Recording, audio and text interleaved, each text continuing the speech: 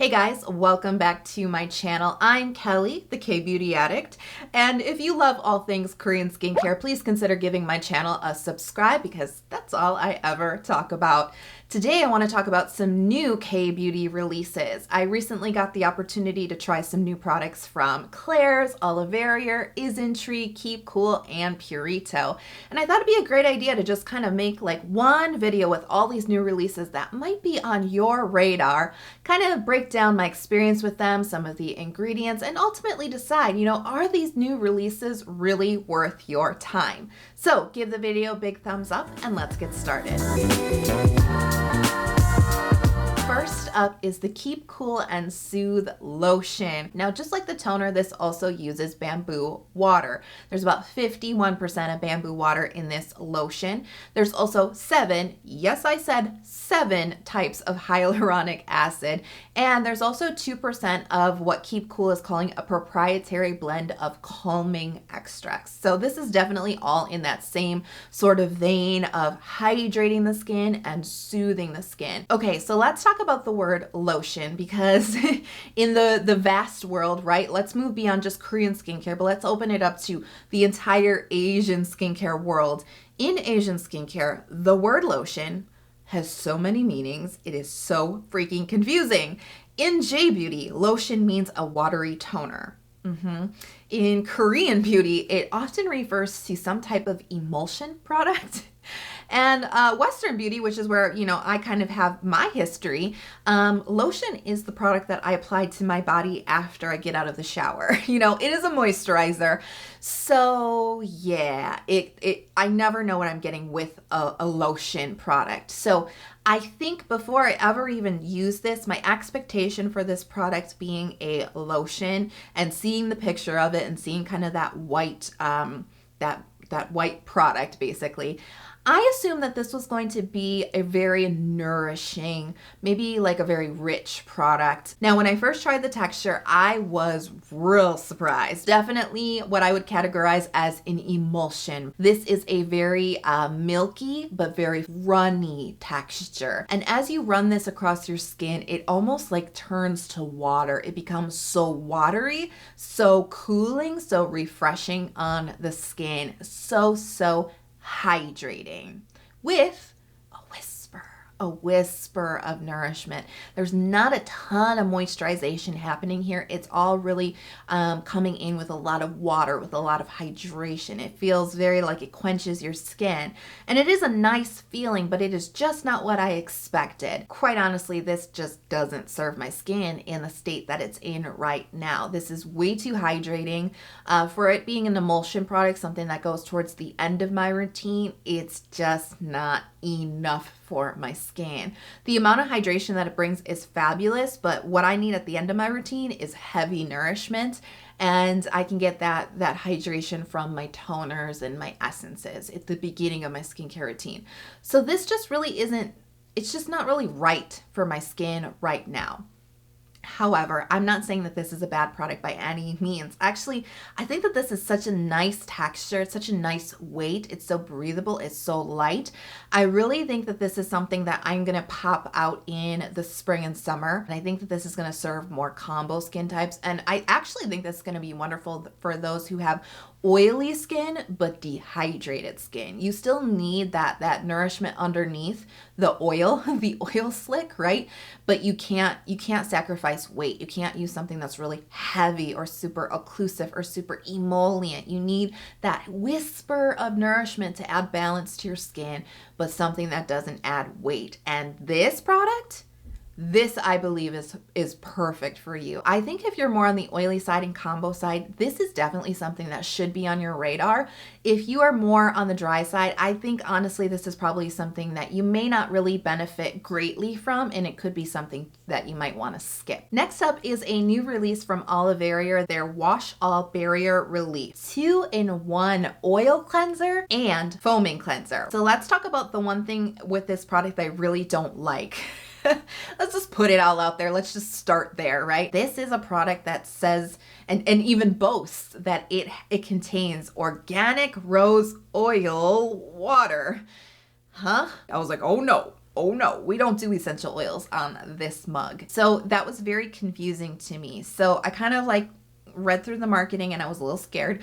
I was like, I can't use this. And then I went down to the ingredients list and I was like, there's no rose oil on this ingredients list. There's no essential oils. There is no artificial fragrance, but there is plain old rose water. Rose water is definitely not an essential oil, but this is something that I want to bring up because this is something that I am discovering for myself being on a fragrance-free journey. And I think that this is probably a question that a lot of you guys who are starting your own fragrance-free journeys, something that a question that you have in your mind too. This is a question that I think we kind of just have to figure out where we personally draw the line, right? Because yes, essential oils off the table, artificial fragrance, sure, off the table. Floral fragrant waters, how do I feel about that? I think understanding the difference between water, extracts, and oils is really important. Now, rose water is very, very diluted. It is very weak. Yes, you're gonna get some scent off of that, but as far as the fragrant compounds that it contains within the actual rose itself, when you get the water from it, when you extract a water from that, it is very, very weak solution. Then we move up to extracts. Now, extracts are more highly concentrated. We're familiar with extracts because that's oftentimes one of the real components in our skincare products that give us benefits, that give us effects on our skin, right? So extracts are generally much more concentrated than waters. They're gonna contain more of the beneficial compounds, and that's why they're so powerful. Beyond that, we then have oil. Now, oil, not all oils are essential oils, but oils that are extracted from a fragrant source are generally going to be considered essential oils. So, an oil extracted from the rose flower is an essential oil, and it is so highly concentrated and it contains so many of those fragrance compounds, and those are the compounds that often cause the sensitivity issues, right, on the skin. It has so many of them, that's where we start to get the issue. It's from the high amount of fragrant compounds that can cause so many issues. They're just too highly concentrated. And in fact, some of you may be familiar with the use of essential oils for like pain relief, like muscle relief, or even massage. You absolutely 100% need to dilute those oils. You cannot use them straight on the skin. For that very reason, those compounds, it is just too highly concentrated. So we've got rose water all the way on this other side. It's so weak, right? That's why I said this is where you need to discover where you draw the line if you are on a totally fragrance-free journey. Being so publicly fragrance-free, I'm like, I don't want to be added for using rose water, which is not, in my mind, technically fragrance and has never caused issues, but yet it could for some. So I have to be very, very clear about that. Thank you for coming to my TED Talk. But let's talk about this product. Now, texture, so interesting. This comes out like an oil cleanser. Put this onto your dry face and start to work it in. And as you work it in, it will start to foam up. Now, this is a product that reads at a pH of 5.5. Now, let me tell you, when I use this to wash my face with just like sunscreen on it and no makeup, it performs beautifully. I don't feel like there's any residue left over on my skin. I don't feel like there's any leftover sunscreen. My face feels very clean. However, when I use this with makeup, like just to break down my makeup as just the first cleanser, I really don't feel like it. I wouldn't say that it doesn't perform well with makeup, but I don't feel like it thoroughly cleanses the makeup to the degree that I would like it to. And in fact, whenever I use this to remove my makeup, I always used an additional, separate cleanser from this product because I just didn't feel like it got it all. This was kind of like an okay product. I think that it can serve some people. I don't think that it's for everybody. It's a nice concept. Quite honestly, if they could have skipped the rose water, I'd be a little bit more enthusiastic about it, but it is a nice product. I enjoy using it on my no makeup days, but I don't know that it is like spectacular. Now, Olivarrier did also release their Cream All Barrier Relief. Now, I do just want to put out that warning again. There is the rose water in this product, and this does contain avocado, rose hip, broccoli seed, jojoba, sunflower, tomato, baboa. argan oils. Like, this is jam-packed full of nourishment. And my dry skin, reading those ingredients was like, yes, please. I really love the texture. As soon as I tried this was like so emollient, so rich, so nourishing. I wouldn't even classify this medium weight. This is very, very lightweight, but it's got that rich slip to it that my skin was like, thank you. But it doesn't have that protective kind of component to it. You know, some creams have that like occlusivity to them that really help protect your skin from wind, from dehydration. And this, because it's so light, it's so nourishing, but it is lacking in that protective department that for me, it's not that final moisturizer. It's not that final product that serves my skin. And when I layered this with another moisturizer, it almost felt too heavy. You know, when I used this on its own, it wasn't enough. Like, I just couldn't figure out how this worked in my existing routine. I've actually been using this though on my hands, and my hands absolutely love it because I need the healing powers of that vegan ceramide on my hands. My hands actually behave quite similarly to my face skin, but I cannot always be loading on oils and creams to my hands. I still have to touch things. I don't want to leave my greasy paw prints all over everything. And so the Olivarrier is actually lovely for my hands at this time. I think I would still recommend this for people who are looking for like that healing power. You know, maybe you're dealing with a weak barrier or dehydration, but you don't like heavy oils. You don't like heavy creams. You don't need that super like occlusive type of cream, but you just need that nourishment. This could definitely be helpful because it does work to relieve your skin and to help support your moisture barrier. Okay, let's talk about the Klairs Daily Hydrating Water. Massive shout out to the size. This bottle is huge, 500 milliliters. Like, I am a toner fiend, and like when I read the size, I was like, can it possibly be a toner that's just the right size for me? It does retail around $27, which sounds kind of high for a toner, but then when you realize you're getting like almost 3 toners in one, then you're like, okay, I can accept this. So pretty fair price for the amount that you get. This is so appropriately named Daily Hydrating Water. This is a water texture. This is one of the thinnest toners that I've ever encountered. It's so thin, and I love a thin watery toner. This is almost too thin. Pretty much all the toners that I use, I can get what I need from it hydration wise in 3 layers. This toner, I need about 4 or 5 to achieve that same hydration level. It's just that thin, and for my dry dehydrated skin that just sucks toner up, this is almost too thin.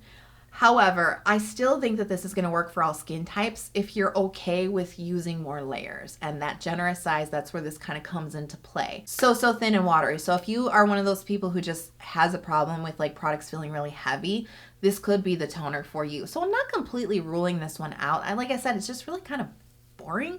There's really nothing wrong with it. I'm definitely going to use this bottle. I'm going to keep this in my routine. I don't mind doing a few extra layers. It's just something to be aware of. I think it has a place, but it's definitely not sparking a lot of excitement from me, but it isn't a bad one. And if you are looking to save money, you know, investing in this one with the biggest size, it's going to last you forever and ever, right? It's going to last a really long time.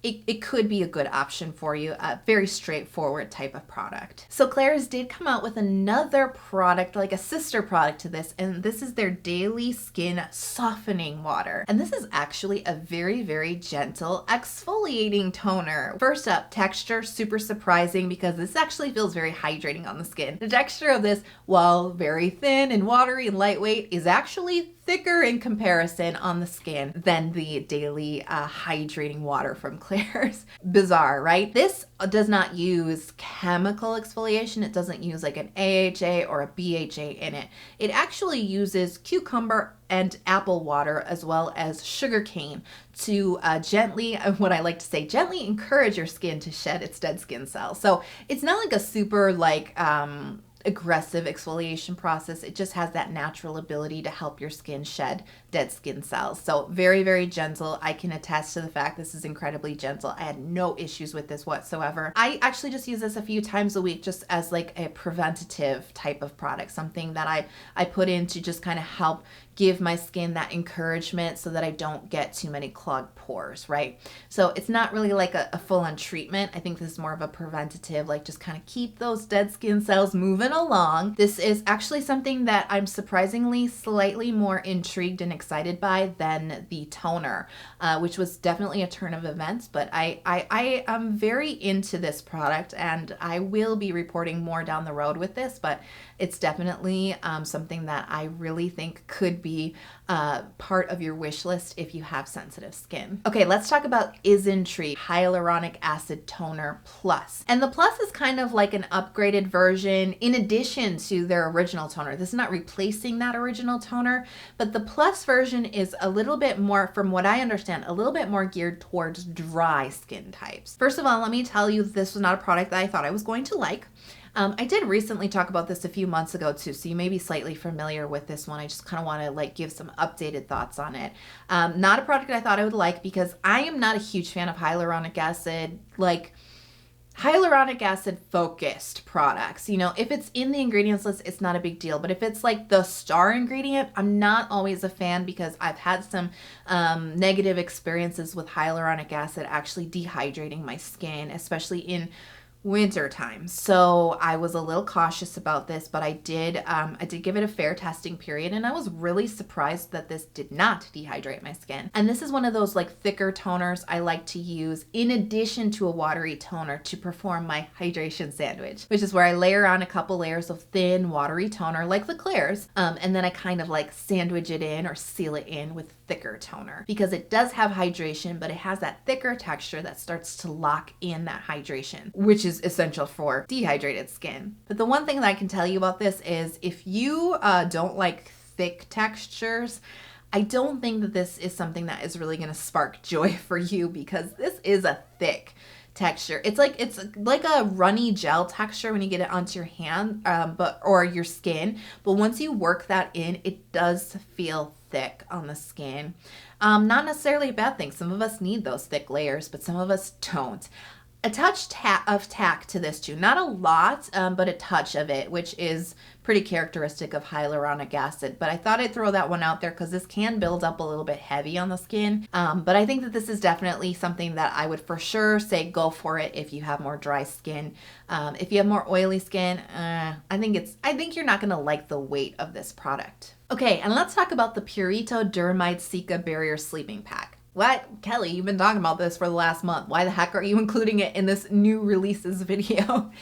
I am including it in this video because, as I said, I have been talking about this a lot, I feel like over the past month or so, but I've just been mentioning it here and there, and so I kind of want to put like the full story, the full experience here in one place. Let's talk about this product because, first of all, the ingredients will definitely get your imagination going, right? We've got, of course, Cica. We've got centella in here, soothing centella.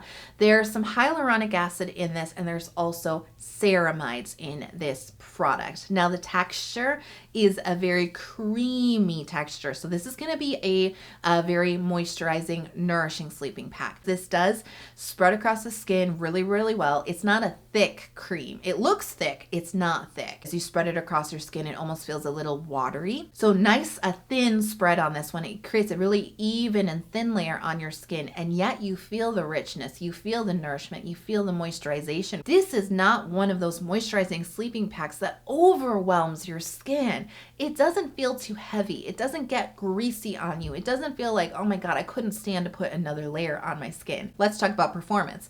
The performance is really, really impressive. This definitely will protect your skin from transepidermal water loss. It is wintertime. I don't know how many times I've said that. It is wintertime. This is a critical time for my skin. I have to be very careful about what I'm doing to keep it hydrated and to keep it protected, particularly at night with the heating going all night long. It makes the air incredibly dry.